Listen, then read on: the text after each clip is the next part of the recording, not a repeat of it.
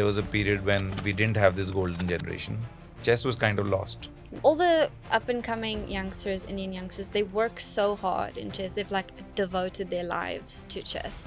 A lot of them like don't even go to school. India has like 91 grandmasters now, I think. Yeah. You're like producing them like every week. Hotcakes. You check the news and it's like, oh, another grandmaster. Like, I think Gukesh is far ahead of even some of the older players. He's just got this mental resilience that's just out of this world. How have you seen the emergence of online chess being a complete game changer? People started relating to that. They're like, okay, this chess can be fun even if you're bad at it. Top players are millionaires for sure in chess. Some tournaments have insane prize funds. ChessBase India, kind of a fuel in this Indian chess boom. They've done so many great things for chess. I mean, they are there every single event, Sagar and Amrut. There's a different score system to govern a Grandmaster in women's side as against the men's side. Why do you think there's a difference in the scoring mechanism here? Divya played in the open section at the FIDE Grand Swiss, which even drew to Gukesh. If you play up, if you play against stronger opponents like Judith Polgar did, then you're going to improve as well. Magnus has had a lot of tough competition as well, which makes him in this argument one of the greatest because he's had a more difficult journey to get to the top. At the Olympiad last year, I got the intel that Arjun Erigaisi eats like the same breakfast every day, which consists of like 8 hash browns. Wow. And everyone is just talking about how he's just stacking. So now every tournament I ask him if he's still doing it, and he's not, unfortunately. I've kind of been following along with the Indian boom. So like I was there when Gukesh won the candidates. I was there when he won the World Championship match. I was there when Divya won. Like all of these things happening. The Olympiad, I was there. So like getting to see it in person. You are a lucky charm. Stick kind of.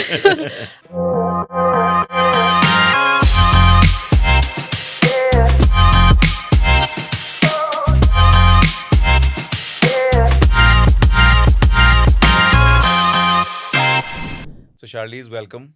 Hi. Thank you for flying all the way from Goa to this bad air of Delhi. So you've been in India for a month now, you said?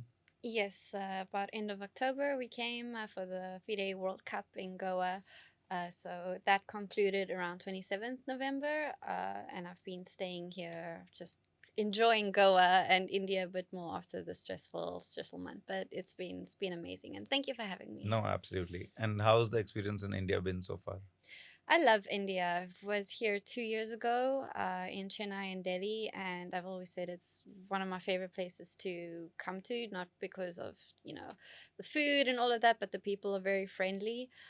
So aside from the traffic, I think that's what I'm not entirely used to, and a lot of differences in culture that takes adjusting, like seeing the cows everywhere. In Goa, they were on the beach, which was really cool. But yeah, no, I love India. I've always said that, and the people, a lot of my fan base is also mostly Indian, actually. So that's brilliant. Yeah. And how was the experience in Goa from a chess perspective? Like, what did you think about the event? How was it organized? Was it kind of world class? Yeah. Where do we stand? Definitely world class. I mean, this is a World Cup, but it was one of probably the most intense chess tournaments in the calendar because it's a knockout format. So we had 206 players come from all around the world. And at the end, there's only one winner, and each round the loser gets knocked out. So it's very intense. And like witnessing the event from start to finish is crazy because in the beginning you've got like hundreds of players in the dining hall, around the hotel, and then as the days go on they just get less and less, and it feels kind of strange having people disappear. But yeah, the chess was amazing. We had so many intense games, so many exciting matches. Unfortunately, a lot of the Indian players got knocked out early, but a lot of the top players, and I'm saying Indian because most of the top players are Indian, but a lot of the top players got knocked out early. So it was one of those events that was just, the favorites to win it didn't win it. So a lot of surprises and underdogs came. And, everyone loves a good underdog story. Absolutely. So it was, in terms of the chess, that was wonderful to witness. Great. So help us understand the structure of global chess, because I feel like as Indians, we are just fans of Indians winning, right? So I think I would like to imagine that almost 90+% of casual fans of chess Hmm. would just be just following chess only because Indians are doing well. Yeah. And when there was a period when we didn't have this golden generation, chess was kind of lost. Yeah. Right? Of course, they are the hardcore chess fans, and they would be following the sport all through. But I wouldn't even consider myself a fan. I'm just a casual follower of the sport. Hmm. And when Indians tend to do well, I would just kind of keep an eye out on what's happening, and Yeah. then it just goes away. So help us understand the structure. So there's a World Cup that happens once in 2 years, Yes. correct? Yes. And this is like you said, it's an elimination format. Yes. You lose a match, you're out. Yeah. And what are the other bigger tournaments that happen throughout the year? So the World Cup is actually like a small part of a big calendar. We basically have what we call the World Championship cycle. Well, actually, to backtrack, I work for the International Chess Federation, FIDE, Yes, and this is the governing body of chess in the world. So all like the FIFA for football. Exactly, Yeah. FIFA. So the FIFA World Cup, we had the FIDE World Cup. Yep. So we host all these major international tournaments. Specifically, what the World Cup was part of is the World Championship cycle. Mm. So we have a chess world champion right now, Gukesh, and in 2 years there are a number of tournaments that take place to decide the challenger of the world champion. And if the Okay. challenger wins, they become the new champion. But in order to become the challenger, there are a few hoops you need to go through. So there are I hear there's a few hoops, bunch of hoops. a bunch of hoops that you need to go through. And basically what you need to do is you need to qualify for the FIDE Candidates Tournament. So this is the big one. That is the preceding one to the World Championship match. And next year, this will be in Cyprus. Last year, it was in Toronto. So what the candidates is, it is the top players who have qualified through all the hoops. We have 8 of them. They play against each other, and the winner of that event gets to challenge the world champion. Okay, So- so let me get this straight. So there's a world champion, currently Yeah, Gukesh. Gukesh, yes. And then there's going to be potentially a bunch of people challenging one another, 8 of them. Yes. And the winner will then play the world champion Yes, exactly. for the championship match. And For these the 8 champion. are the what we call the candidates. Candidates, yes. And to get to this 8, there's a series of events. Yes. Okay. And there you don't have to play all the events, but they are how you qualify. So Mhm. for example, the World Cup had 3 qualification spots. So top 3. The top 3 qualified to the candidates, and they're going to play in Cyprus. Other spots were like we had a Grand Swiss Open event, which had 2 players. We have a rating spot. We have a circuit. Like there are different ways you can get through just based on performances. But the reason the World Cup, for example, is so huge on the calendar is because 3 spots. You 3 don't even have spots, to yeah. win the thing, Yeah, you and can be you second qualify. or third. Yeah. Exactly. So these players, there are 2 spots left. Currently, we don't have an Indian player in the candidates, but Pragnananda is likely going to get the final spot, which is through the circuit. So it's very stressful for players. Like they try these tournaments and they don't make it, and then they have to find other means to qualify. But at the end of the day, they will go through to candidates next year, and whoever wins that Okay. challenges So 6 of Gukesh. the 8 for the next cycle have been determined already. Basically, yes. Okay. And just a very noob question. So in this case, is Gukesh not playing at all in these tournaments? Because it's technically everything is leading up to people challenging him. Yeah, that is such a good question because he is actually playing in these events. And I've interviewed him a few times. And at the first qualifying events, we had a press conference. And, I asked him, I was like, obviously you don't have to be here. You don't have to win this thing. So why are you here? And his answer is that he wants to prove himself in different formats. And we've seen this with previous world champions. Magnus Carlsen did the same thing, just playing these tournaments because he can play, he doesn't, there's no qualifying path he needs to get, but it's still a big chess tournament. There's still a lot of prize fund as well and a lot of, honor that comes with winning it. Unfortunately, Gukesh hasn't been doing too well in these formats.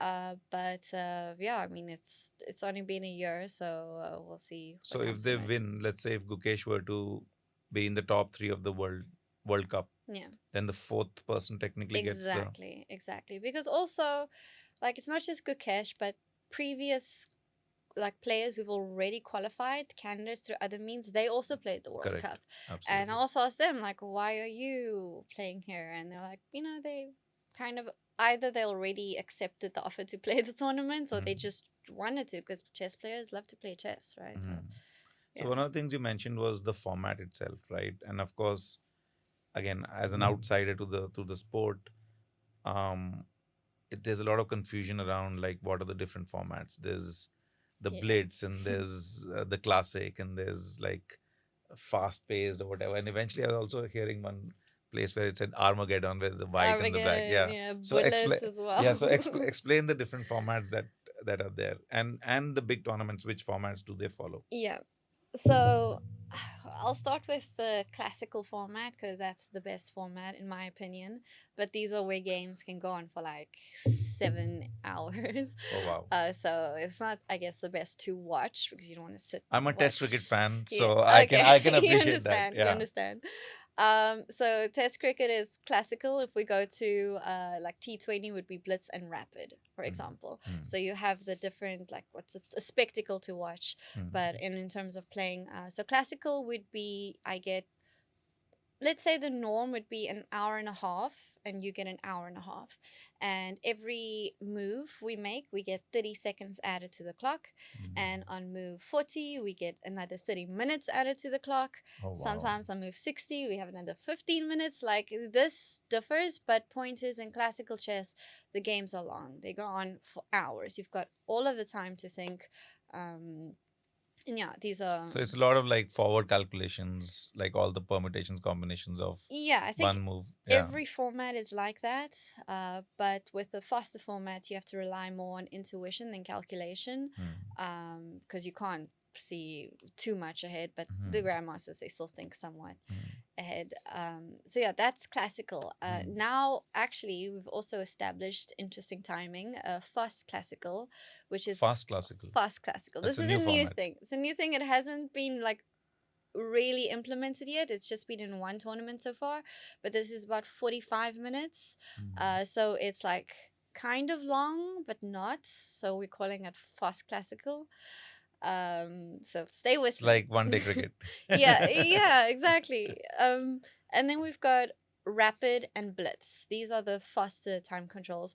Rapid, you've got about either 10 minutes or 15 minutes, but again, every move you make, you get time added. So in the World Cup, basically we had 2 classical games. So we're paired against each other in the first round. We're going to play 2 games with colors reversed. So first game I play white, you play black, and then you'll play white and I'll play black. If I beat you in both games, you're Fair out and square, yeah. by I go through to the next round. If you beat me, I beat you, or we draw both, now we have to go to tie breaks. This gets decided in the faster time controls. This is rapid and blitz. So rapid, we started with 15 minutes each, and you get 10 seconds per move you make. So this, I mean, it's not too long. It's not too fast. It's kind of sweet spots in terms of spectatorship. And then there's faster rapid, where it's 10 minutes, 10 seconds. So if we keep drawing, the time controls just get faster and faster, right? I'm specifically speaking about World Cup, but also, these time controls are used anywhere. Like if you go online, you can pick which one. This would constitute as rapid. Then you get blitz, which is, as the name suggests, super fast. Well, there is a super fast one. This one's just fast. Just fast. So this would be 5 minutes, and you get 3 seconds increment per move. And then after that, 3 minutes, 2 seconds per move. So just the speed decreases. And you think, like, with 3 minutes, 2 seconds, I mean, it takes 2 seconds to make a move, right? So you're not actually gaining much time, but it's a time scramble. And then I'll just go one that's not over the board, but I think maybe viewers would know because the online chess is, the thing that they watch, so they would know what bullet is.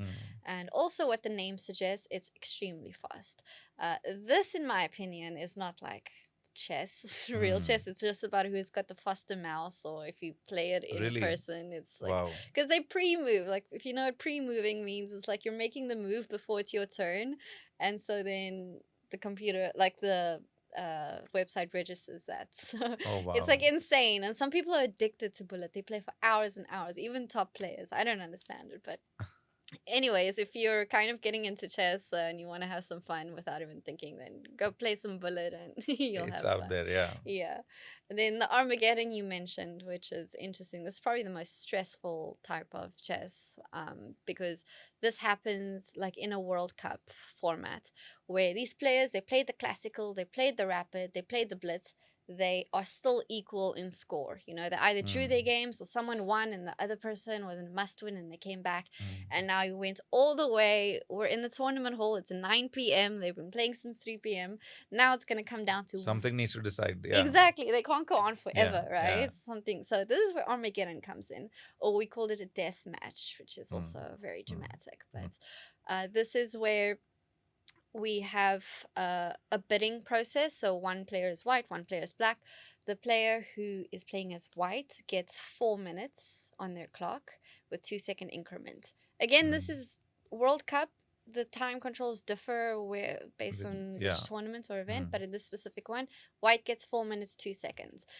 And black gets whichever time they bid on. And this is important because black only needs to draw the game in order to Ah, win the match. So mm, white's in a must-win position with the 4 minutes. mm, So black puts in a bid. Both players put in a bid. They're like, okay, I will play with 3 minutes, and the other person says, I will play with 3 minutes 10 seconds. Then the mm. person with 3 minutes, the lowest time, gets to play black with that time. So you have to bid for the time, and the lower one Yeah. gets the black, and then they have the advantage. Yeah. So they have a disadvantage on time, but advantage on just drawing the game. Exactly. And you don't want to bid too low because, I mean, your Yeah, opponent's 4 minutes. You don't want to give yourself 1 minute, yeah, right? So yeah. this was very intense. We had a few of these in the World Cup, and the players, they go like to the side of the arbiter, and there's like secret Start bidding. You thinking, can't yeah. know. They don't know what the other person's going to bid. And yeah. What's an average bid in this? Like 3 to 4 minutes?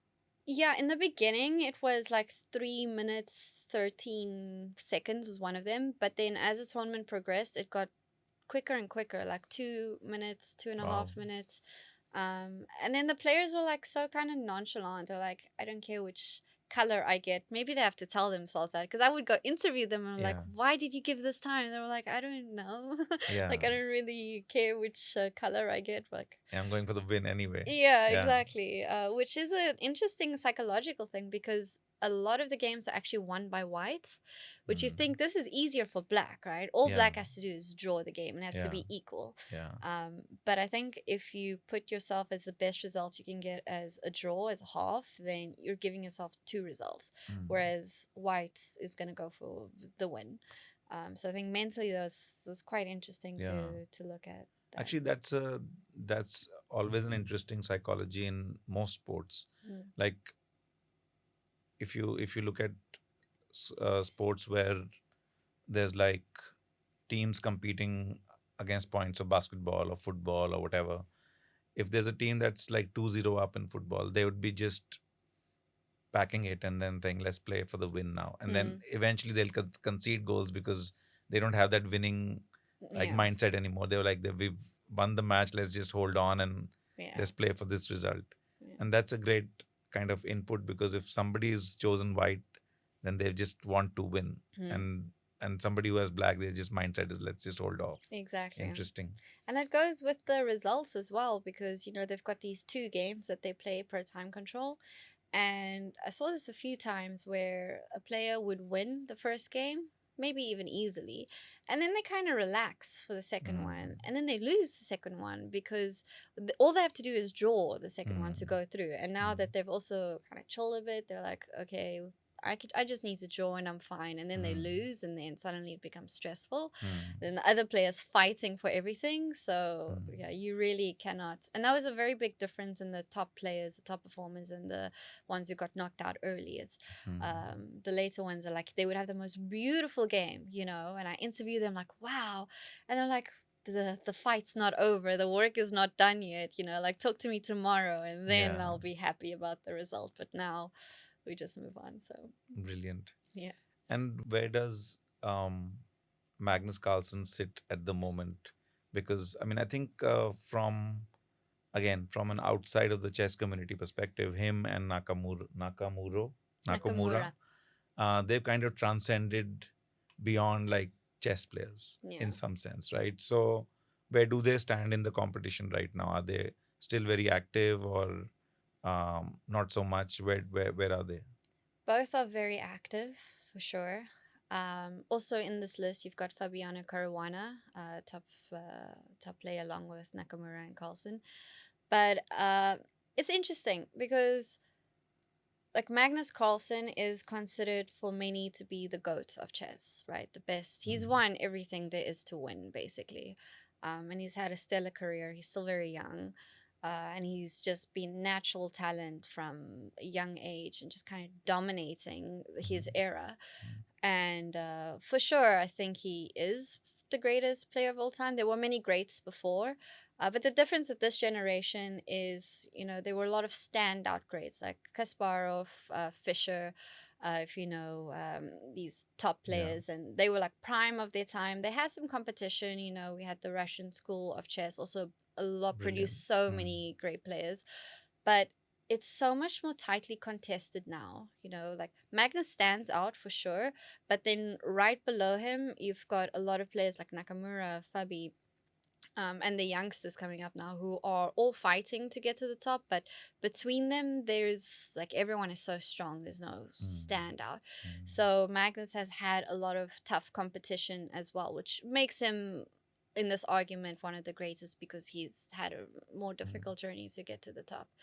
He's still active. He is not world champion anymore. He decided to step back from the cycle of the world championship This matches. current cycle. 2 cycles Two ago. cycles. Okay. Because he's kind of become he doesn't enjoy classical chess, the long games and the preparation. He enjoys the faster chess, also this different formats. So that's, if you're playing this and you're winning all the time and, you want something new, something fresh, I guess. So it's sad that we lost him in the World Championship cycle, but he is still playing the faster time control. So, for example, at the end of the year, we've got the FIDE World Rapid and Blitz Championships. So this is a world title for the faster time controls, and he will be playing that. In his genes. Yes, we have allowed it this year in his genes. Yeah, so we still got him on board. Nakamura, on the other hand, he has become, I think, a standout very much for his online presence. So maybe a lot of people, even if you're not following chess, you know the name Nakamura because of his streaming and his online, which has done so many amazing things for chess. He's also doing well right now.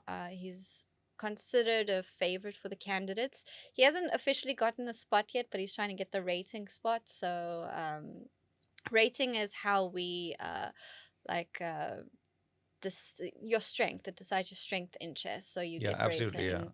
That's points how in you're. terms. The Grandmasters and the international. Exactly, Masters. exactly. So yeah, he for sure is. So that is another route to get into the candidates. Yeah, being the top rated player. Okay. So he's trying to get that rating spot. Yeah, but then you've got this new generation. A lot of the Indian kids. Arjun, Pragnananda, Gukesh, of course, but we've got the German, Vincent Keimer, the Uzbeks, now Javahir Sindarov just won the World Cup. Nodibek Abdusattorov. A lot of these young guys coming in, and they were raised in the engine generation, the computer generation, right? Which is a big difference now in the generation. Like from the young age, they had the phones and the computer telling them the best lines. So they're very robotic in their calculation. They see everything. So it's very interesting witnessing this now, like this new generation come up, not yet beating the older generation like Magnus, Nakamura, Fabi. They're still ahead in the rating, but I think that will change very soon. These kids are just getting started, so we're still at the phase where the old talents are ruling in terms of strength, but yeah, the youngsters are coming, and we're seeing that in every event. So we talk about this golden generation. The 3 that you mentioned, and of course Divya is doing really well on the women's circuit, and there's of course more up and comers there, and most of these players are between 17 and 19 and 20, whatever the ages might be, like around 18, 19-year-olds. So what do you think has been the main reason why India has been now able to produce this young talent and this like generational talent, which means that something right would have happened 10, 12, 15 years ago when they probably started playing chess. Yeah. And of course, we all know, Vishwanathan Anand and how he potentially would have inspired a lot of the younger generation. But what, according to you, have been the key factors why India is now doing so well? So for sure, you have to speak about Anand in this conversation. I mean, he's just the hero and father of Indian chess, an inspiration to so many, and he's still very active as well, as a FIDE deputy president too, and he's just at so many events. I think, but there's like maybe a generation in between Vishy and the youngsters now. I think this is what you're referring to. Like, there's a little bit of a gap. So now Mm. all of a sudden, it's interesting because they all the up and coming youngsters, Indian youngsters, they work so hard in chess. They've like devoted their lives to chess. A lot of them like don't even go to school, they've just it's just chess. So that's a bit different. I mean, it takes a lot Mm. to do that. So maybe there's kind of a trend that started in Indian chess that maybe out of competitiveness, out of passion, like so many different factors. Also, the old governmental support and how chess has kind of become Mm. ubiquitous, like over the country. It's Yeah. like you can't not see a chessboard, I think, where you go in India. So the fact that it's just everywhere and it's a way to stand out and excel, I think Mm. maybe that has something to do with it. Because Vishy did leave a legacy, but then he was the only one in his time. And there was a delta after that as Yeah. well. Yeah. And so maybe seeing that in like a resurgence, also a lot of programs, even Vishy setting up. I think it was a collective effort. There's not like one thing that happened. It's just like a natural progression based on the successes, but building on that. Like, Mm. okay, chess is just becoming more and more. And I think Yeah. they're just so natural as well, the Indian players at chess, but also very, very hardworking. Mm. Yeah. And which are the other countries that are doing well as countries, like not just individuals coming out of there? Uzbekistan for sure. They won the 2022 World Olympiad, Olympia. which is Mm. like our Olympics. Mm. And now their player just won the World Cup. So it's going to be interesting because they're also like kind of similar age to the young Indian squad. So now there's probably going to be like an Uzbek Indian rivalry in a good way because, Mm. Yeah. rivalries breed greatness. Yeah. So for sure, them. In the women's side, we've got a very strong Indian squad as well. I mean, they also won the The Olympiad Olympiad. in Yeah. last year. But the Chinese have been dominating women's Really. chess for a very long time. And now, I mean, we've got Divya coming up and many great players, Humpy, Harika, Vaishali. But we've also got up and coming Chinese youngsters who are just doing insanely well now. Like, I think our second highest rated player, our world champion, women's world champion, is Chinese, Zhu and Jun. But yeah, so that's also going to be interesting, Wow. the Chinese and Indian rivalry, seeing that. But by the way, something I forgot to mention, which is a trend I've noticed in this Indian chess boom, is the role of parents. You see in so many international tournaments, parents coming with the kids, even cooking for them while they're at the tournaments. You don't see this. Also, you see this in Uzbek players, but only these two. And I mean, some players, some parents quit their jobs to travel the world with their kids to play chess. Like, there's a lot of devotion Wow. that comes Mm. from the family as well, and Mm. so that's just a point in the whole community. Yeah, that's Too. actually super critical because that Mm. support changes everything. Yeah, Sorry. yeah. So you mentioned the women's, and does the women's circuit follow a like, similar circuit in terms of the championship and the Olympiad and the World Cup and so on and so forth? Yeah, so we have similar. There are similar events like the Olympiad. The chess Olympiad is every 2 years, but that's just like the Olympics. There's no qualifying thing for it. And there's also the Women's World Cup, which Divya won. There's also it's like a 2 year cycle for the World Championship match, but there are some different things. Like we have a Women's Grand Prix, Mm. which we had 6 tournaments in different countries around the world. And, it's Grand Prix format. They're collecting points to see at the roster at the end who top 3 that are the best. So they have different qualification methods compared to the Open. but at the end of the day, it's kind of a similar path of having to qualify through different hoops to get to the candidates, which the candidates, FIDE candidates and the FIDE women's candidates are held alongside each other. So Mm. both tournaments will take place together in Cyprus next year. Mm. Okay. So I had an interesting observation. Again, some of this conversation is coming out as me being kind of a newbie to this sport, and maybe some of your audience might find it frustrating that I'm bringing analogies from cricket or football. No, But it's great. the idea is to, I mean, I guess which we will talk about is how chess became much more mainstream because of streaming, because of these formats and so on, which I would love to cover. But the idea is to just bring this sport more into people who don't follow it as much. Yeah. So one of the things that fascinated me was there's a different score system to govern a grandmaster in women's side as against the men's side. Yeah. Now, if I think about a sport which is more physical in nature, I mean, you pick a sport, any of these, and of course, there's biological difference in the physical capabilities of Yeah. a man versus a woman. But why do you think there's a difference in the scoring mechanism here? Because mental capabilities should be equal. If not, I feel like women are probably more intelligent in general. Yeah. So, what's your view on this? I love this topic, by the way, because it's like it's spoken about, but no one has like an answer or a direct I'm sorry if I'm resolution. touching a wrong nerve here, No, but no, no. yeah, You know, in yeah, university, I tried to combine everything I did with chess. So many of my essays and stuff were about this woman in chess and this argument. So I could yeah, talk for yeah. days.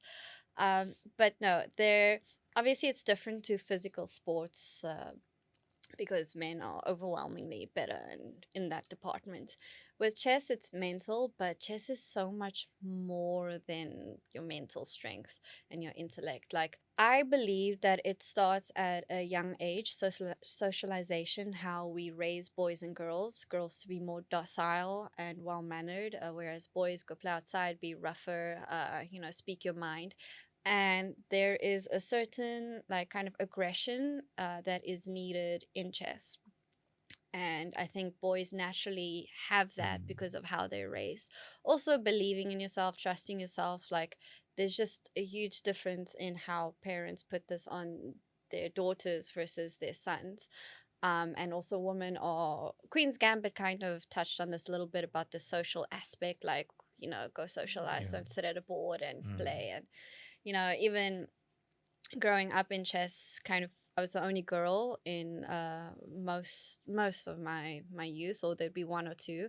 And it's difficult being a young girl in just surrounded by boys all the time, and kind of Mm. getting bullied and harassed in some ways. I mean, there are kids, but it just you Yeah. don't want to. You don't develop this love for the game. So like you're gonna go to the chess club. It's like, oh, I have to be around them Like, yeah, again. And 80-90%. That is, exactly. yeah. Whereas it's just the approach to chess is so different for the two genders based on that. Some people don't have this experience at all. I know, like, some of the best women I've spoken to, um, this didn't matter to them. It's just they weren't seen as boys or girls. And I mean, it shows in their strength that they're able to do so well. Mm. Even Judith Polgar, arguably the best female player of all time, her dad, Laszlo Polgar, kind of. Uh, didn't treat his girls, three daughters, like girls when he was teaching them chess. Mm. It was kind of, I guess, an experiment. Mm. And it worked. They did so well. They're like the best three sisters ever in chess because they didn't have certain mental barriers that I Mm. think women are subjected to as little girls growing up. Mm. That's just my take. Maybe No, that's people an would interesting one disagree. because if I mean it makes sense, and I feel like as there's more equality, if I may say that, we would potentially see a trend evolving over the next 10, 15, 20 years that the Yeah. younger girls now, like a 5-year-old, 8-year-old who's kind of starting to play chess or just getting into it, they might have a different approach to life as Mm, against the older ones, so to speak. And it'll be exactly. interesting to see how it evolves for women. Yeah. And do you see a difference in gameplay when you see open tournaments where the men play differently and women? Like, is there a subtle difference or is there a stark difference? I've been thinking about this a lot. I I don't think there's a huge difference. I think, I mean, okay, also with the time scrambles and stuff, I saw a lot of blunders in the open section with the men, which is Yeah, funny. I would imagine that. Yeah. Yeah. So like you can't just say that's in women's chess. I I think maybe the preparation on the open side is maybe a bit more in depth. It seems like they come out with these new ideas that you've never seen before. Mm. Where what I've witnessed is women more sticking to their repertoire and what they know. Of course, this is not doesn't apply to everyone, Mm. everything I'm saying, but yeah, there are no major differences. Sometimes you even have like women playing, like Divya played in the open section at the FIDE Grand Swiss, which is just like a huge open tournament where you can play anyone. This was in Uzbekistan in September, and she did really well. I mean, she even drew to Gukesh. And this should be part of the conversation as well. Is the segregation of women and men players? Some people argue against that because if you are sticking to a certain pool with a certain rating and strength, you're going to stay like that. Yeah. But if you play up, if you play against stronger opponents, like Judith Polgar did, then you're going to improve as well. So that makes sense. Mm. Totally makes sense. To have, to play against stronger opponents in Mm. rating and show that you can be that level Mm. as well. I mean, Judith Polgar was in top 10 in the world, not just women, but open, Mm. because she was playing against the men all the time. Mm. But then at the same time, you've got this other conversation of, so you want chess to be a safe space for women, for them to enjoy it. So keep Yeah. it, like give them the option, which is what we have now. Correct. But for sure, the strongest female players will be those that play with the men as well, because it's not just about the gender, but it's about Yeah. rating. You're playing higher, so you can earn more rating Absolutely. And points. also, I feel like, again, complete outside view, like there's a potential for this sport to be literally the only sport that allows like absolute equal competition, Mm. right? And that's just the beauty of that is phenomenal, right? Yeah. Like it does not matter if your name is a Divya or a Gukesh, like you can just be the best in the world, Yeah. right? And that is so empowering because there's always this debate in most sports, like the men's side, the women's side, the pay gaps, and Mm. whether it should be equal, there's more merit. But as an observer or as a fan or as somebody who follows the sport, if I'm just watching an athlete compete, it actually their gender is almost irrelevant in this sport, Mm. right? You can say I'm a tennis fan and I love the men's game better because it's faster. You can say I love the women's game better because it's more technical. I mean, you can have difference of opinion there, but Yeah. here you have actually on the Yeah. like on the same like scale, so to speak. So Yeah. I think that'd be very interesting to also see how open tournaments evolve over a period of time. Definitely. It's going to take a long time for sure, but we are seeing younger and younger generation. I mean, Divya is one example of, the young girls coming up and they're going to do really well. But we also need more women in chess, Mm. so you've got this small group of women competing against this open in terms of getting to the top, like your Mm. pool and your likelihood is just smaller. So getting girls to actually play and enjoy chess is, I think, maybe the biggest obstacle we have to getting Mm. to that point. Mm. But for sure, from the spectator's point of view, I Yeah. think it's, and for little girls watching, like, oh, I can be on that Yeah. stage. It doesn't Absolutely. matter. Mm. But what hinders younger girls to pick up this sport? I mean, you've gone through this, Yeah. especially at a time where possibly there were even lesser role models, so to speak. Yeah. Like, what were some of the challenges you faced growing up? I mean, one of the things you mentioned that when you're going to practice, it's mostly boys, so that's Mm. kind of an automatic some sort of a resistance there, whether it's at a parent level or Yeah. as a child level. But what other challenges did you face? So yeah, being the only girl in a group is the biggest one, but it comes with that. Like, for example, I stopped wearing feminine and pink clothes when I was a kid because the Mm. boys would be like, "Why are you so girly?" And if you're girly, Mm. that means you're not good at chess. Mm. So this that equates to your lack of skill, and that doesn't feel great. So I understand why girls. I mean, I even stopped playing because I didn't enjoy it that much. Mm. For this one of these reasons. So creating a space like for girls to be amongst girls and see like you can enjoy it how you want to do it. When I do coaching with little Mm. girls, I try to like I bring glitter into the equation. I like make it as fun as possible to suit what you're used to. It doesn't have to Absolutely. just be copy and paste and how we teach chess in a black and white Mm. way. So we need more girl clubs. I think role models for sure. Like as Mm. growing up, I didn't have many, but now we've got so many more women playing and coaches and streamers and Mm. and just chess players to look up to. So I think that's the biggest role. Parents also are important here. Like push your girls; they can play chess too. It's not just a boys' sport. The Mm. girls don't just have to do ballet and arts and stuff. If you believe in your child, Absolutely. it's yeah, and there are so many benefits to chess. Even if you are not trying to become the world champion, or I think that's more important. Like let's teach kids to enjoy chess. Like they Mm. can use the cognitive benefits and whatnot, or benefit from them, instead of thinking of this obstacle, this mountain that they have to climb of becoming the best. That's okay. You can just Yeah. play chess to enjoy it. Yeah. And so bringing this kind of attitude True. could help. So I think with the emergence of now the online game, right?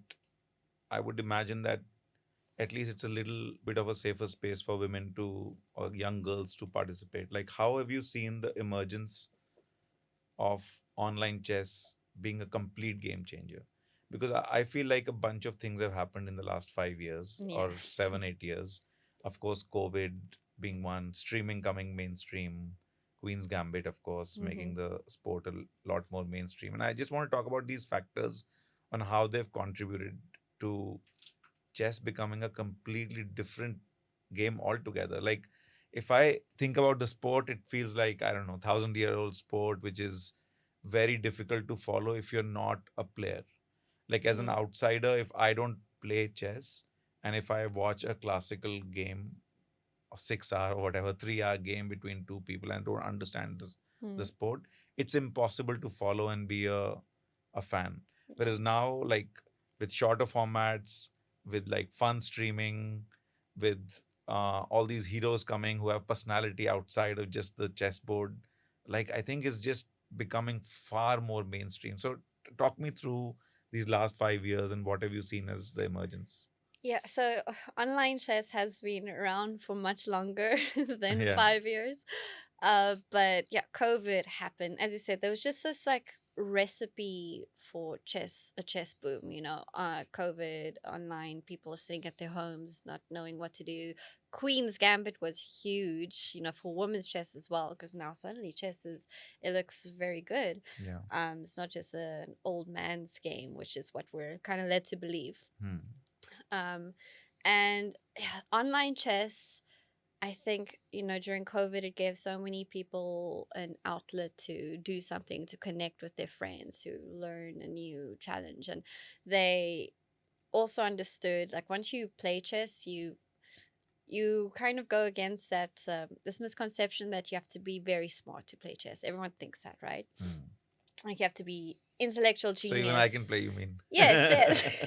Listen, I've taught 4-year-olds, I've taught 65-year-olds, like anyone can play chess. And I think online, this helped because people are like, okay, I can play against people my level as well. And this is really fun now. Like when you play online, you're not going to be paired against someone who will beat you in a few moves. Hmm. You'll play against people your level. So Hmm. it becomes fun. And there are different variants as well. Yeah, I know people who they play for hours and hours. I mean, they're staying up until 3 a.m., because they lose the game. They're like, okay, one more, one more, one more. Hmm. It becomes kind of addictive. Hmm. Maybe a good addiction to have, though, because it's mentally stimulating. But yeah, COVID, online chess grew. And then, as you said, the streaming was huge. We started having chess players who are not the best, but they have great personality, going on Twitch and Kick on YouTube and just starting to play. And also, what I think is a big part of this is that they would play, and these are not super grandmasters, right? It's Mm. sometimes an average player, and they're making mistakes. So then the Mm. audience can relate to that, like, okay, they're blundering their queen. Like if you Mm. know the Botes sisters, Yeah. they've done huge things for chess, and they call this thing the Botes Gambit, when you lose your queen. And so people started relating to that. They're like, okay, this chess can be fun even if you're bad at it, Mm. even if you're not the best in the world, but you're Just like any other enjoying it. sport, really. Yeah. Exactly. So that was great. So we got some amazing content creators, Anna Crumling, Gotham Chess, who started catering towards the audience of Mm. not having to follow the top games. And Mm. also with every event, major event, we have commentary, just like you do with sports, right? Yeah. Like sometimes it's super fast. Yeah. We have big names, personalities who talk you through the moves as they're happening. And I think as online chess has, people watching chess online has progressed, our commentators have dialed it down a bit, that they're like not saying all these crazy variations, but they will cater to an audience of like, okay, this Mm. bishop can go to this square, which is Not be very diagonal. technical. Exactly. Yeah. You're not saying 10 moves ahead like no one Yeah. can follow. Yeah. We're really trying to cater to an audience that just anyone can understand. Mm. Actually, at the World Championship match last year in Singapore, where Gukesh won, beat Dinglerit, uh, we collaborated with Google, who is our main sponsor, and we specifically had a broadcast in mind for this audience that anyone can watch. So we made a few Google videos with Gemini, which I did voiceover for, like explaining simple chess concepts, Mm. which, like, if I say the bishop pair or an open file, like a chess player will know what you're meaning, but someone who's just not really watching, like, what does this Like mean? I Like, why is wouldn't. this so Yeah. good? Mm. So we try to have these little Gemini videos, like explaining why. So we're catering not just FIDE, but a lot of channels and other platforms are trying to cater towards an audience that doesn't understand as much. Mm. We also have, I don't know if you watch chess.com, Pug Champs. There's like Yeah. all these, like, trying to get people into chess to show for different audiences that anyone can play, and it's fine whatever level you're at. Mm. So I think this answers the question No, about no, absolutely. Because even, online. I mean, you must have heard about Samirena comic, Oh, of who's course, of a course. chess streamer, and he Yeah. kind of mainstream chess in a way in India. Like, I would like to say that he has quite a. I would like to attribute a little bit of like success of chess, at Hmm. least from mainstreaming it, so to speak, to him as well, because it's just a funny guy streaming, Yeah. and you can relate even if you don't relate to the gameplay as much. You can just be on that stream for the fun, for the The like the banter, banter, for the mm, conversation, and then you see, like you rightfully said, like you see people who are making mistakes and you can relate to them. I think mm, that's the biggest, in my opinion, yeah. because we've grown up with Kasparov, and it just feels like this old man serious sport, You can never which, relate to what yeah, he's yeah, thinking. yeah. Yeah, for sure. And you feel like, okay, this is like a super genius Yeah. human, and this is a super genius sport. Like, I don't want to play this because I just don't think I'm capable of Yeah. playing. Exactly. Even when I do my interviews, so I travel to all the FIDE tournaments and I interview players. And from the beginning, I was like, I'm going to make it conversational. Like, you can tell me about the moves, sure, but tell me other things, so that, honestly, because my mom doesn't really understand chess, but she watches all my stuff. Mhm. So I try to keep her in mind, like she needs to understand this interview. So let's talk Absolutely. about general things, so normal, anyone can tune in and Mhm. understand what's going on. But I have to mention as well, you mentioned Samai, but ChessBase India, you've Yes. obviously heard of them. I Yeah. think that they, and I should have mentioned them earlier as like a kind of a fuel in this Indian chess boom, that they've done so many great things for chess. I mean, they are there every single event, Sagar and Amruta, and they've got a very big team working. Every single big event, they are there. They have a great relationship with the players. They're bringing so much content. They're bringing Absolutely. so many Indian fans into the game, and they're just growing exponentially. And they're making the same kind of banter and fun they're having. Just doing really, really great things for chess. I Yeah. think that they for sure need the credit for why Absolutely. this boom is happening. Absolutely. And some of it, Charlize, is also like to yourself, right? Like, um, just making the sport so much fun. And I feel like this point about your mother is a critical one, because we desperately need people like yourselves who obviously are deep into the sport. Mhm. So, when, and again, I'm pulling a cricket analogy, but this is a critical one. When IPL started, just to bring in some glamour, so to speak, we had some women, not commentators, but like hosts, not, what's the right word, like Presenter. presenters, right? And they just did not know anything about cricket. Like, Mm. I remember in the first IPL, I don't want to name the presenter, but on air she asked like how many deliveries in an over, Mm. right? So yes, they've been got in to kind of make the sport a little more massy and relatable, but there's no content behind it, like, which Yeah. was very hard for the hardcore fans, which are a lot, Mm-hmm. right? So if I'm a chess fan, and if you are bringing the chess credibility, I can trust you. Mm. And when you're having that fun and banter, and also relating to the non-chess fans and bringing that followership in, I don't feel bad as a chess fan, because I know that you know what you're talking about. Yeah.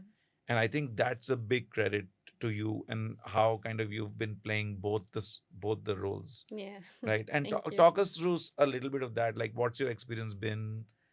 Like, I would imagine talking about fun things with somebody like a Pragg would be tough, right? Like, bringing something out of him, who's probably like this, like Yeah. this person who thinks like a machine in a way. So Yeah. what's your experience been in this? And by the way, kudos to you, like, for doing this, because I feel like there is a community, like I'm a part of that community, who would start appreciating chess a little more, Hmm. might not still be following it fully, but you're kind of converting a set of people to start following the sport, Yeah. and that's what the sport needs, really. Yeah, yeah, to show that it can be lighthearted, and the players, they're grandmasters, they have like computer brains, but they're also people, Yeah. and they can be quite funny. So talking to some of them this is a challenge. Pragnananda, not at all. Really. He's actually, I think he's like super well media trained now or something. He Like, just feels like the most difficult from the outside, okay, like. no, he says he speaks. What's difficult is if someone just gives like short answers, Hmm. or name players, but some of them are not easy to talk to. Um, but yeah, the goal is to relate to them, or to get the audience to relate to them, as a way to, yeah, bring out their best sides as not just a chess player. Obviously they do appreciate when you ask chess questions, so I try to put that in, like, I know what I'm talking about a little Mm. bit, so we can still talk about the game, but otherwise, personality wise, when I was growing up in chess, I didn't enjoy chess. Did not. I did not like chess at all. I was doing well and pressured by family to keep playing, and then you do well, and Because you then were doing well. exactly, and then it's like, okay, well, now I have to keep doing this. It wasn't fun, for many reasons. And I remember seeing hearing about top players, but like not really knowing what they look like or who they are, and it's like, okay, this person beat this person, like this, Yeah. I don't care. Yeah. And yeah, I didn't enjoy chess, and then I took a break from it, and when I came back to it, like out of my own willingness and love, and because now I want to play, now I want to get to know the players, so I kind of think back to that version of myself. Like, if you're watching this tournament, you're not just going to want to see the games or whatever, just get to know the players a bit more, understand the chess world in a way that's not just black and white, but more colorful than it seems. Did that answer your question? I think I Yeah, spoke yeah, a. I think so. Yeah. Yeah. And what has been some of the funniest moments with the Indian contingent? Have you So, had some bloopers or some oh, funny many, moments? many. I mean, what's interesting with my journey in chess now in this new role, not just as a player, I've been here for about almost 2 years now, is that I've kind of been following along with the Indian boom. So, like, I was there when Gukesh won the candidates. I was there when he won the World Championship match. I was there when Divya won. Like, all these things happening. The Olympiad, I was there. So, like, getting to see it You in are our lucky person. charms. Stick around, Yeah, stick kind around. of. So it was cool to witness all of this in person. And some bloopers, like, they're so funny, some of them. Like, at the Olympiad last year, when the team won, they were all so happy and stuff. And I asked I can't remember what the question was, but somehow I got the intel that Arjun Erigaisi eats like the same breakfast every day, which consists of like 8 hash browns. And Wow. everyone is just talking about how he's just stacking. So now every tournament I ask him if he's still doing it, and he's not, unfortunately. Oh, he's not. No, he says no, he's just eating normal. I'm like, okay, well, why? That was obviously working for you. Yeah. Like, but you get these like strange things. Like, how would you Yeah. know that if you're not asking these like Yeah, outside of chess questions? absolutely. Yeah. But in general, I think I get along really well with the players. I have a cool reel with Divya from the World Cup where we did a little Yeah. peace chant. You can check that out on my Instagram. But no, it's can't recall any more bloopers, but there've been many. Like Yeah. it's And maybe it's always you fun. can't share some of them. Maybe. Probably. Now, Yeah. as far as the future of Indian chess is concerned, how do you see, um, of course, not just the 3 or 4 in kind of the hot seat right now, but how do you see the next generation shaping up? Do you see any young players who will spring a surprise over the next few years? First question is that, and then of course there is still a delta, like you mentioned, between the top 2 or 3 and then our contingent. Yeah. How do you see that kind of shrinking over the next few years? Well, India has like 91 grandmasters now. I Grandmasters, think yeah. you're like producing them like every Yeah, week. You hotcakes. check the news Yeah. and it's like, oh, another grandmaster. Like, okay, sure, South Africa's won, but okay. So it's just the competitiveness. I think you're just gonna breed more and more. I asked Arjun in the World Cup when he thinks you'll reach 100, and he's like, in the next few years. I was thinking no, probably next year you'll have Yeah. like 100 grandmasters at this rate Yeah. that it's going. So I mean, a lot of these kids coming up now also have role models, right? You look at Arjun, you look at Gukesh, Pragnananda, like it's just going to go up from there. But in the coming like FIDE candidates, as I said, the tournament to qualify to the World Championship match, there's only going to be one Indian player, which is Pragnananda. Last time we had Gukesh, we had Vidit, we had Pragnananda, so there were more. So it was like kind of a shock that we've only got one Indian now. Like we really expected there to be way more, but just the way things worked out. So maybe it's not the time right now, because everyone also wants to kind of see an Indian clash, Gukesh and That would have been. I mean, that would be was amazing. so cool, Yeah. right? Yeah. But I think not yet. A lot of the players also like need to mature because they're doing well with calculation and all of that. But there's also that maturity aspect that maybe as they grow older, they will improve in some ways. Some might do the opposites and like lose the fire that they have right now. So it can go both ways. It really can. But at the rate that it's going, if they do keep it up, then for sure we will see Indian clashes. And the Chinese, the Uzbeks, like I think seeing a lot of greatness in different teams in the different contingents coming up is going to just produce more. But unfortunately, it's going to take a while for the Indian clash to come. We'll see how Yeah. Gukesh does as well in the next That'd be very match. interesting one. Yeah. Very, very interesting because now winning the title and retaining the title are two different things, right? It's Absolutely. just a different Yeah. mindset you have. And there's so much pressure, but they deal with the pressure so well, especially Gukesh. Like that's another element for this recipe to success, right? Is how you handle the pressure. And the younger you are, I think maybe the more difficult that is. I don't know. Maybe that's also why. Or sometimes the other way around, you have a lot less to lose. I guess. I don't know. suppose. Yeah. I don't know. I think the older guys, I say older, they're really not that much Yeah, older, yeah. but in this conversation, Yeah. I mean, they've been around, they've played against each other, they have dealt with the stress from a young age. So these new kids have to, it's just difference in generations in the computer era. When you say they have to mature a little, what would be some of the key differences between, let's say, a Magnus in terms of maturity or a Gukesh? Like, is it just time on the board or in competitive environments, or are there more elements to the personality which kind of bring that maturity? Maybe personality. Like, one thing that comes up in a lot of conversations is the players, their lives outside of chess. Like, Hmm. Magnus is married now, he just had a baby. Fabi and Hikaru also have family lives, social lives. The youngsters don't have that yet. They've just committed themselves to chess, Hmm. which is great. Like, you've got a one track mind, like, it's just Yeah. chess.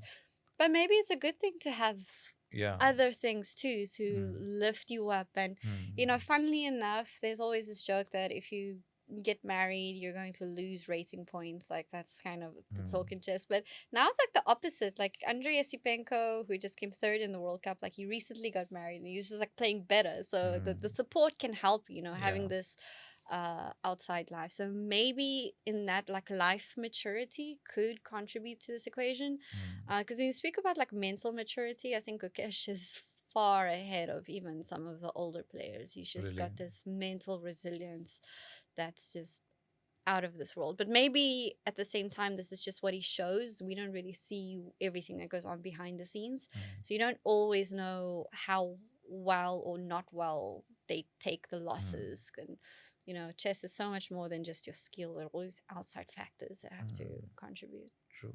But in terms of Arjun, Pragananda, and Gokesh, like, do you see a skill difference, or do you see more or less them at a similar level, or not just skill on the chessboard, but also the maturity that we talk about?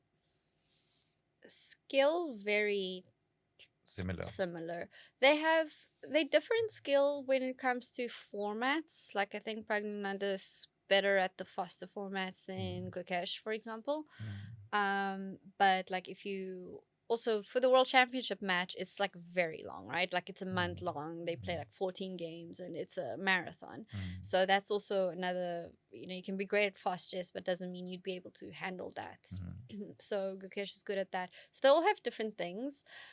Arjun is an interesting case, and maybe I can explain this in a way that's like to a non-chess audience can understand. But Mm. you've got these super tournaments, right? Like, around the world, like a closed event. You've got like 10 players or something, all in the top. They all play against each other. Mm. We call these like the super elite events. So Mm. many of them throughout the year, and all your top players play in that, and you have to be invited to play, and Mm. so it goes. So they kind of stay between themselves and the rating gets dispersed between themselves. And then you have someone like Arjun, who is at the top now, but for a while he was overlooked as a player, and wasn't getting invitations to events at all. Everyone else These was, but closed he events, yeah. wasn't. Yeah. So Mm. he was playing all these open events where it's just like kind of Yeah, anyone everyone is can, playing, yeah. which is not easy, by the way, to beat Mm. people, even though they're lower rated than you. I mean, they're hungrier to beat you, right? Mm. And we saw that in the World Cup now, with the top players losing to the lower rated players Absolutely. because they're Yeah. also not used to playing against the lower rated. Arjun Mm. is. He's Mm. used to beating the field in that format, which I think has Mm. made him probably such a strong player, and it's why he got so far in the World Cup. He unfortunately got knocked out, very, very sad way, but these things happen. You pick yourself and you Yeah. get back up. Yeah. But he's got, like, I don't know, that little extra bit Extra bit, of yeah. playing in, throwing himself to the wolves and coming out Mm. stronger. Mm. So I think that's going to count towards a lot as he grows older. But again, it's about how he comes off of these losses, because Mm. it's tough. Everyone knows, like, I still cry if I lose a chess game, it sucks. But if he's able to pick himself up and be stronger, then I think he's definitely got the most promising future, in my opinion, Mm. out of the. Mm. If the you three. want an ego boost, sometimes you can play any one of us. So it'll give you a kick. So on that note, so one of the things everyone's kind of always curious about, and you mentioned a little bit about the parents and how they support, is actually in India, one of the big challenges, or one of the big, I guess, the concerns that parents have is that the kids make a living, Mm, right? I mean, and of course, with this amount of population and poverty, and also yeah. like just this daily fight for like making a good livelihood. Mm, Um, I've seen lots of parents who would just not want their kids to pursue a sport because the sport doesn't have much potential. Yeah. Like even a sport like cricket took a lot to come to a mainstream where now parents want their kids to play. Mm. So where does chess stand when it comes to the commercial realities? Like, for example, an what would be a top 20 player making in a year, Yeah. if you can share that, or what are some of the big tournaments? How do they reward the players? So this is actually an interesting point that also ties into what we spoke about earlier about why there's this Indian chess boom. Because I've spoken to Indian chess players themselves, and like chess has become a lot like better perceived in the Indian culture, because it's like, okay, you wanted your kids to be doctors, lawyers, like all the big Yeah. big name careers, and Mm. now seeing chess on this like elite level, it's like it's Mm. starting to be like, okay, you do It's an this too. option. Yeah. Yeah. So in terms of financially, I think anything you do, if you want to be like really great, like you're gonna make a lot of money. Like, I mean, the top players are millionaires for sure in chess. Mm. Some tournaments have insane prize funds. The FIDE candidates next year, we've got a more than €2 million prize fund. So Just on the candidates, yeah, just the one event. Mm. um and like the World Cup was also a great financial one. Like if you're like the bottom player, like you're just outrated by whatever, and Yeah. you just go. A lot of these have like people have normal jobs. Mm. You still get money for each round you go through. Mm. So I mean, the first round was around 3,000 something euros, and then towards the end it was like 120,000. So So, like the World Cup that happened in Goa, mm, you had mentioned earlier that there were 206 yeah, players. yeah. So if you get knocked out in the first round, you're saying you still make around 3,000 euros. Yeah. And then you go all the There's way. double Yeah. 7,000, Just keep double four. going. Yeah, yeah. Mm. So there's still something. But Yeah. and so these are for like the players who kind of are casual, Yeah. And then as you go up, they make more and more. But as professional chess players, how it works is they either have sponsors, or you go to tournaments and they pay you an appearance fee. For example, if you're Grandmaster, you'll be paid. Doesn't even matter how you do. You'll be paid to just play, and Mm. accommodation, flights, all of that gets Yeah. covered. But there are more opportunities to make money outside of actually playing in chess these days, like presenting, doing content, like Yeah. so many avenues. Even if you want to become Absolutely. an arbiter or something, there is something. If you want to make a career out of it, you Mm. definitely can. If you want to do Mm. well in life and you put your all into it, you can. So as a parent, like, if whichever career your child chooses, of course you're going to want them to give their utmost best. If they're going to Yeah. halfway do it, then Yeah, of there's course. no point. Absolutely. So if there's that passion for it, then for sure they should look at the option of Mhm. making chess a career. Because I think back in the day, it was like even if you're a grandmaster and if you're struggling to make a living, then the parents would be like, "What are we Yeah. doing here, really?" Because that's like to Yeah. get there is So much so that you're much. Yeah. given. But also teaching chess is always like an Mm. option. I'm starting my own academy now. Like it's always a backup. Like no matter what Mm. happens, people Mm. want to learn chess, and you've got this knowledge that you can Yeah. impart in them. So yeah, worst case scenario, if you do the chess thing and it doesn't work out, people are going to want you to teach them. Yeah. Yeah. I was going to come to an important point here, that if you are a young child who starts to play, learn, and enjoy chess, and eventually have no interest, or no, at least for now, no interest in making a career in Hmm. chess, what are some of the skills that you learn by playing chess? Oh, so many. So many. Like you don't have to be smart to play chess, but chess really wires your brain in a certain way. Like logical thinking for me is the biggest thing. Like Mm. they're just you follow logic in chess, right? And so in life it kind of applies the same. Or you always consider your options, because is Mm. this variation, that variation, and it comes naturally. It's not like you're thinking in life Mm. trying to compare it. Like Yeah. it's just the way you Just think that gets it fed into comes. your subconscious. Yeah. Exactly. And calculating, even like thinking about your repercussions, if I do this action, this is going to happen. If I do this is Mm. going to happen, or the lack thereof. Mm. There are so many cognitive Benefits. benefits Mm. to chess, and teaching a child from a young age is obviously the best because Mm. your brain is wired in this way now because kids' brains Yeah. absorb so much.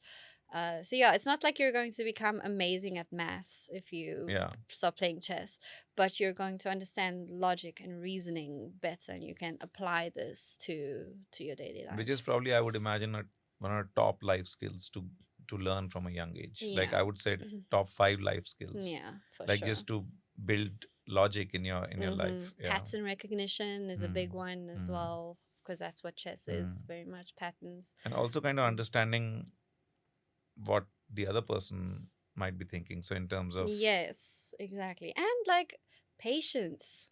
That's Mm. even a simple thing Mm. like that. Like you have Mm. to be patient in Mm. life. You have to make sure everything's fine before you go on with your next move. Yeah, sitting in your own thoughts for a long time, being diligent. Hey, the list goes on and on. Like it Yeah, can only be a good thing to learn chess, absolutely. even if you don't. It's not your career. Yeah. Yeah. And it's also like, even if you are not very sporty, like some children, younger people are not into physical sport. Hmm. This also is a break from, like, you're still in a sport environment, like you're still being tested, Yeah. you're still having all the benefits of, maybe not that physical benefit, but all the mental benefits of a sport, Exactly. and still be in a sport. Yeah. Amazing. So just to now cap it off, Charlize, how do you see you kind of continuing to play a role, in kind of broad basing chess, making it fun, making it more accessible, global? Like, what are some of your targets personally next few years? How do you see your career as a, should I say, a presenter, broadcaster, Yeah, I'm a uh, lot of yeah, things in chess. a mentor, teacher? Like, how do you see Yeah. your career progressing? I have so many things actually lined up in the near future that I'm very excited about. Like, first of all, traveling to all these elite tournaments, speaking to the players. I love that. And I think I'm improving each time just because I'm getting to know the players better. Um, and that's always going to be something I enjoy doing. I'm also working on my own chess because I've taken a break for like 2 years or so now, just traveling and doing all these things. So my target is definitely to become a woman grandmaster. Oh, wow. Currently, I'm a woman international master. Oh, wow. I did So, not know that. Like, yeah, yeah, so brilliant. that's the goal. It's going to be a lot of work. I No, we need have to to. talk about that for a second. I know I said the last thing, but Yeah. talk us through that. Like, you still aspire to be competitive, or is it more of a mental challenge to be a grandmaster? Both, I think. Uh, the downside of learning chess and being so competitive at a young age, and what I'm still trying to kind of unlearn, is enjoying chess, like just playing. Like my boyfriend and I, we play a lot of games, but I get so competitive. Like I don't, I play to win, you know. Like this is something, and he like doesn't care, and Yeah. then I'm like, no, this is. So sometimes I struggle to, like, if someone just brings out a board, like, hey, let's play a game. I'm like, no, Mm. because now Yeah, I'm then not gonna yeah. enjoy it. Then we'll have no relationship anymore. Exactly. So I have to. It's Yeah. a fine balance, which I'm working on.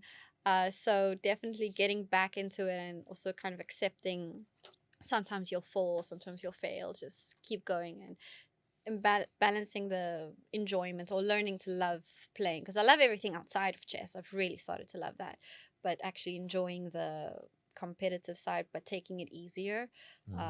It's a learning curve, but I think becoming a woman grandmaster is something I've wanted to do since I was a kid. So I also want to be like little Charlize, like, yeah, we did it. Yeah. And have success in the playing, because that's always number one, is playing. Like, Mm. I can't explain to you the feeling of sitting at a chessboard for hours, and no one's talking, you're just in there in your own world. Like, there's nothing like it. It's amazing. But and so with it, when you win, it's like the best feeling ever. Like, Yeah. you just Yeah. on top of the world. But when you lose, it's like I've had no heartbreak as much from the person than I have from chess. Like, Oh, wow.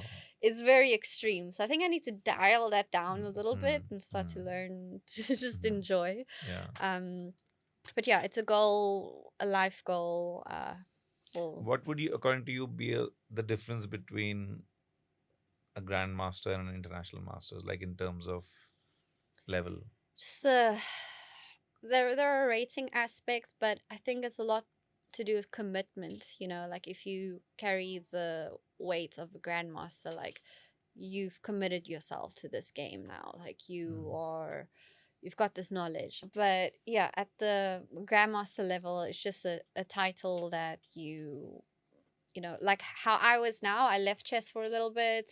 I'm still doing chess, but the playing aspect, and I'll come back to it. And like, it's okay. But I know, like, if I get the woman grandmaster title, it can't be like that. This will be like, It's okay, you serious, got to yeah. keep doing this Yeah. now.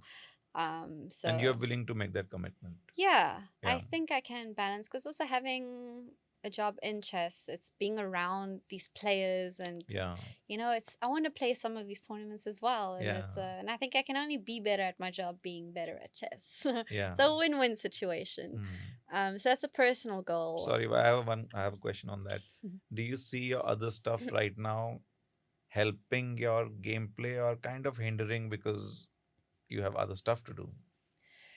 Both, like being at these chess tournaments, it's like it's a lot of work, and a lot of it sometimes is not chess related. So I'm tired at the end Like of the doing day. this podcast. This is a fun thing. But yeah, so it hinders it sometimes, but then other times, like when I work as press officer for events, I follow the games super closely.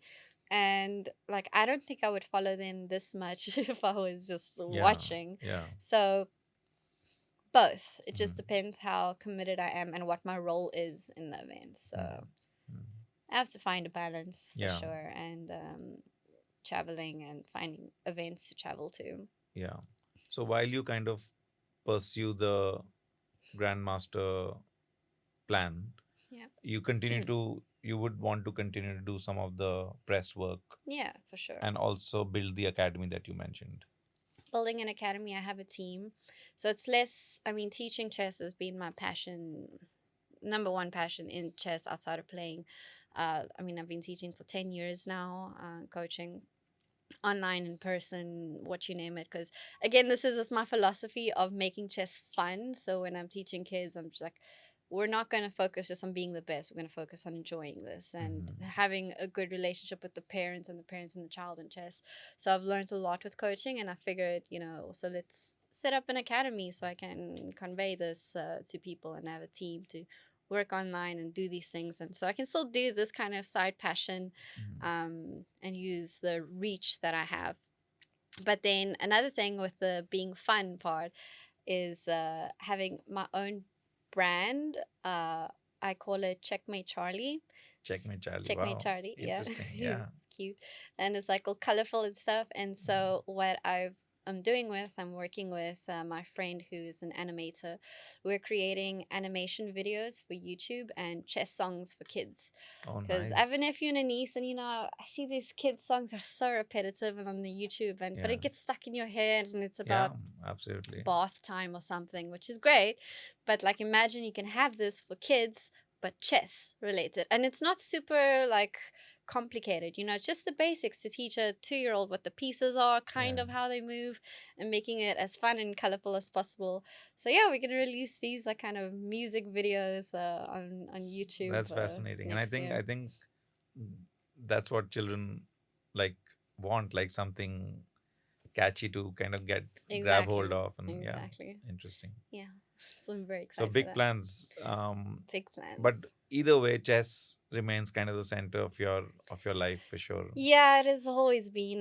I tried to leave it for a few years, but it came back to me like it's got a hold on, because that's like where my heart is. And the chess world is, kind of like Narnia. There's just so much happening in the closet that you don't know about, like if you're not in the world, but once you're there, it's like, wow. Yeah. And yeah, I love it so much. And do you follow any other sport? So as a South African, I loosely follow cricket and rugby. And every time I'm in the country, like we go watch the games. It's I went back to South Africa after a few months now in September, and like every store you go to is like the front has got the rugby jerseys and the cricket jerseys because we're a very sports Yeah, like yeah, oriented country. So you yeah. can't like not know how the rules work and like big names and following the Absolutely. World Cups as well. I recently bumped into Jonty Rhodes at an airport, Mm. and he was mentioning how there's a cult, like he has young kids growing up, and they kind of split time between Goa and Cape Town, I believe. And one of the key differences he mentions is like when you're a young child in a school, kind of you're supported to play multiple sports, Yeah. and you learn like different sports and the capabilities of like what a rugby can teach you versus a hockey or a Mm-hmm. cricket. Or whereas in India there's like once you're a young child and you show promise in one sport, like you just go all in. Mm. And there's just a difference in approach and how, That is like interesting. he was mentioning one very interesting fact that a lot of times when there are fielders in cricket, and of course he was a legend in fielding, so when you're trying to catch a ball close to the rope, Indian cricketers are always kind of looking down at the rope because they've been taught to have a tunnel vision because they Mm-hmm. play cricket like they just want to see straight. Mm. Whereas South African cricketers, when they're younger, they always end up playing rugby or hockey and they have a much wider peripheral Yeah. vision. So they don't have to look down as much. And I think that's a Interesting. huge, like Mm. very subtle but a crazy insight in terms of how the development happens. Yeah. And I think there's a thing or two to learn there because when you're a young player, if you spend time in chess and also outdoor sports and multiple other sports, you just have a more, Well-rounded yeah, person. Yeah. I absolutely. mean, even in South Africa, basically, when you're in junior school, you have like a summer sport and a winter sport, so you have to play something, and it's like Mm, two different things at the least. mm, But yeah, even growing up, my mom like made us do like hockey, swimming, netball, like just try all these things, see mm, what you like, and then we'll go from there. Like I choose to not do physical sports because I mm, prefer chess, mm. but yeah, giving the child the option is important, and the Absolutely. camaraderie and the passion Absolutely. that comes. Well, Charlize, thank you so much. Vivek, a couple of questions Uh-huh. we'll also ask. One of the things that I wanted to know, like you spent time with Nakamura, Magnus, and Gukesh. What is like not in the game during the game, but what is like the difference between these three mainly, or maybe whoever you want to compare, pre-game and post-game? Like because we know how Magnus is and Gukesh is much calmer and not speaking too much. Hmm. So, what difference as a presenter or as a broadcaster do you see when looking at them pre-game or post-game? And there's one more question which I'll ask after this.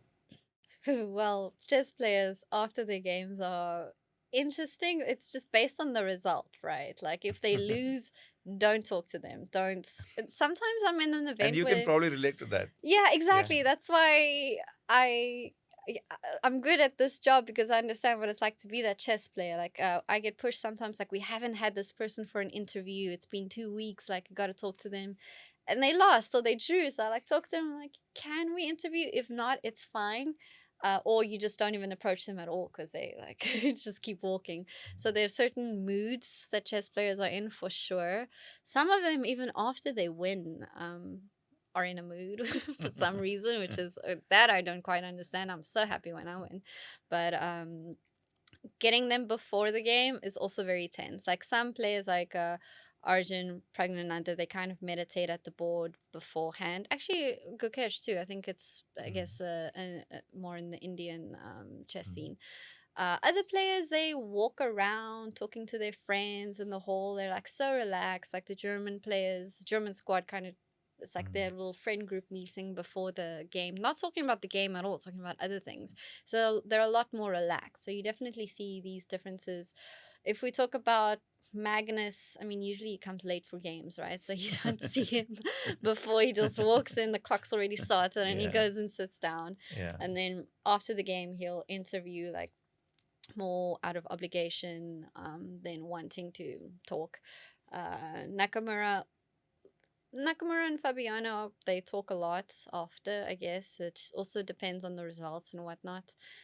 But some chess players, like we have long events, so some of them are happy to talk after the game or about things in general. Some of them are like, don't talk to me until the end, and Yeah, because you they kind have, of get to yeah. know, yeah, they want to be in the mindset. It's like, okay, sure.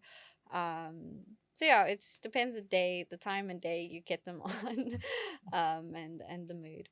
Mm. And else did you the have? second question, very important. Next, the candidates is still some time away. I think it's in March, right? Yeah. So, who would you like to see go up against Gukesh, and who do you think will go up against Gukesh? If you have a Oh, that's a early good one. prediction or your That's a choice, good and one. who you think, because that can be different. Like, Yeah. what would make for a great match according to you, but who actually you think will win probably? So I'm in the role of having to be unbiased, as Oh, come the face for on. FIDE. But I will say, objectively, I think Fabiano Caruana is probably amongst the most deserving to be in a match. He's been in one match against Magnus Carlsen, which he lost, but it was so tight. And he's just been a solid player like throughout. I mean, he just does so well. Like he was the first person to qualify to the candidates last year. Everyone's been fighting this year, and he's been cruising through. Like it was insane. And every event he plays, he does like well in. And he's also a very well-rounded person, very cool guy. But objectively, I think he's been at the top for quite a while, and he's played against Magnus. He's done well against Magnus, and seeing him fight for the title would be interesting. And it's also the clash of generations, which is why I would want to see someone like Hikaru or Fabi against Gukesh. And it's like, okay, let's kind of settle this. Let's see how this plays out in this long match. Obviously, in terms of excitement, I would like to see Pragg and Gukesh. Yeah. Like that's Just just the two Indians, young generation, like kind of complete. Yeah, that'd be exactly. interesting. Not out of. I think the candidates. I mean, so many people can win. We've got a very strong lineup, a very interesting lineup as well. Not the highest rated lineup, but like because these like surprise superstars that kind of came up and qualified. So it's going to be a very interesting candidates. Yeah. We'll see. Next year, March, Cyprus. There you go. We'll be covering everything. Well, Charlize, thank you so much. Really appreciate you coming down, and you for I having really me. hope that you become second Grandmaster from South Africa Yes. and the first to be here. Yeah, first to be here. Really Thank you appreciate so your much time. for Yeah. having me. This is so much fun. All the best, and hopefully you have more travels in India or you're back home soon. I'm in Goa for a few more days, and then I'm going to play my first tournament in like 2 years in Barcelona coming up, Sunway Sitges. All the best. We'll be tracking your career, and hopefully you'll be here soon as a Grandmaster. So guys, if you like this podcast, please consider subscribing to my page. Of course, like करो यार, कुछ comments लिखो, बताओ कि किस और guest को बुलाएं. We are covering all of sports industry, business of sport, administrators, players. बताओ कि किसको बुलाएं. अब ये मत बोलना विराट कोहली को बुलाओ, अभी इतना बड़ा नहीं हुआ podcast, but करो बड़ा फिर.